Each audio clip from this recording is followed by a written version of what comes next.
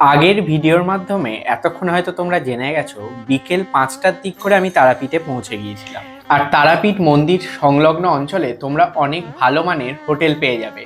আমরা উঠেছিলাম রাজ হোটেলে। এই রাজ হোটেল থেকে তারাপীঠ মন্দিরের 2 নম্বর গেটের দূরত্ব পায়ে হেঁটে মাত্র 3 থেকে 5 মিনিট। তোমাদের সকলের সুবিধার্থে রাজ হোটেলের ফোন নাম্বার এবং এখনকার রেট চার্ট আমি স্ক্রিনে দিয়ে দিলাম। দেন সন্ধ্যে 6:30 নাগাদ আমরা চলে গেলাম মায়ের মন্দিরে মায়ের সন্ধ্যা আরতি দেখতে। এখানে তোমাদের ছোট্ট করে একটু জানিয়ে রাখি, মায়ের সন্ধ্যা আরতি দেখার যে এলইডি স্ক্রিন সেটা কিন্তু গেট নাম্বার 2 এর সামনে আছে। আর আজকে সুকন্যারা মাকে শীতল ভোগ নিবেদন করেছিল। সন্ধ্যা আরতির পর সেই শীতল ভোগ যখন আমাদের কাছে এলো, তার 80% আমরা কিন্তু ভক্তদের মধ্যে বিতরণ করে দিয়েছিলাম। এরপর মন্দিরের ভেতরে অবস্থিত ভৈরব চন্দ্রচূড় বাবার মন্দির ও সাধক বামাখ্যাপা এবং বিষ্ণুদেবের মন্দির দেখার পর আমরা মা তারাকে দর্শন করেছিলাম নাট মন্দির থেকে। রাত 9:30 থেকে 10টার মধ্যে মন্দির চত্বর ভক্তবৃন্দের জন্য বন্ধ হয়ে যায়, কারণ এরপর চলে মন্দির পরিষ্কার করার কাজ।